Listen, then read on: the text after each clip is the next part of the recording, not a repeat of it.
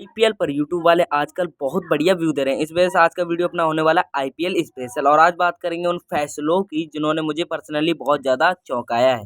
पहला, आरसीबी का सिराज को जाने देना। वैसे तो आरसीबी वाले ऐसे हार्ड डिसीजन लेते हैं, लगता है 36 प्रकार के नशे करने के बाद ये डिसीजन लिया गया होगा। I don't know. लेकिन सिराज को जाने देना जो डिसीजन था, वो 3 लीटर पानी पीने के बाद भी हलक से नीचे नहीं उतर रहा। भाई साहब कुछ ज्यादा नहीं हो गया ये? मतलब कुछ भी। विराट कोहली के बाद अगर आरसीबी का सबसे बड़ा ब्रांड कोई था तो वो मोहम्मद सिराज थे, जिनकी Instagram real ID Mohammed Siraj official है।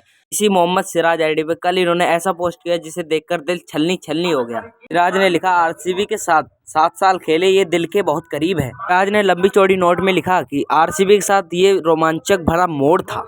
सिराज ने कहा, आरसीबी सिर्फ एक टीम नहीं है, इमोशन है और छत्ती का दिल है। सिराज ने तो ये भी लिख डाला, जो फैन बेस आरसीबी का है वो और किसी का नहीं है। ये बात तो मैं भी मानता हूँ सिराज भाई। अगर कोई 17 साल तक टीम ट्रॉफी ना जीते और फिर भी उसके फैंस सपोर्ट करें तो वो फैंस लॉयल ही होंगे ना, है कि नहीं? ये बड़ी अच्छी बात कही आप। सिराज का पोस्ट पढ़ने के बाद आरसीबी के फैंस ने इमोशनल होकर सिराज से माफी मांगी, उनको रिटर्न ना करने की। बहुत बड़ा सवाल ये, सिराज जिन्होंने अपना खून पसीना तक बहा दिया आरसीबी को जिताने के लिए, फिर भी आरसीबी वालों ने उन्हें रिटर्न क्यों नहीं किया? फैंस ये तक कह रहे हैं कि यही वो फ्रेंचाइजी जिसने क्रिस गेल का भी साथ नहीं दिया था और युजवेंद्र चहल का भी साथ नहीं दिया और अब मोहम्मद सिराज का भी साथ नहीं दिया है। फैंस ये तक कह रहे हैं कि विराट की ब्रांड वैल्यू की वजह से इज्जत करती है उनकी ये टीम, क्योंकि विराट की वजह से ही उनका घर चल रहा है।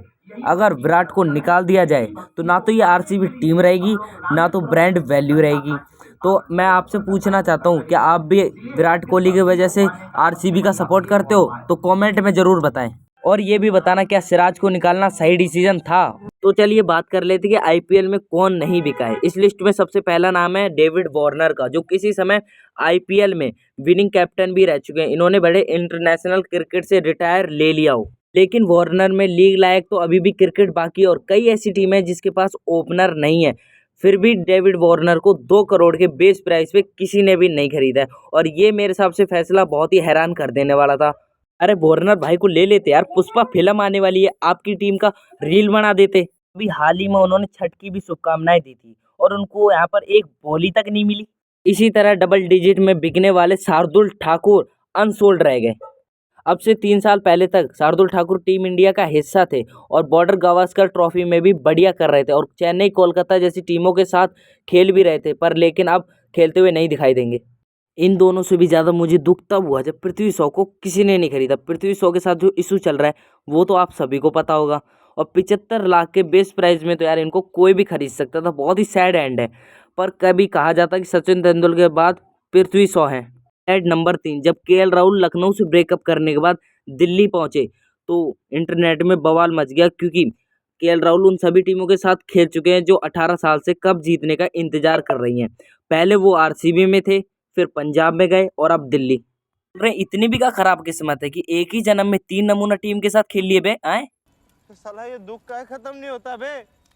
वैसे अब लोग केएल राहुल के लिए फिक्रमंद नहीं है, ऋषभ पंत को सलाह दे रहे हैं कि कैसे गोयलका जी से संभलना है, क्योंकि वो केएल राहुल के ऊपर ही उनकी गाड़ी रुक गई है, जो कि बार बार केएल राहुल को टारगेट कर रहे थे और कह रहे थे हमारे पास पहले टॉप ऑर्डर बढ़िया नहीं था और अब है।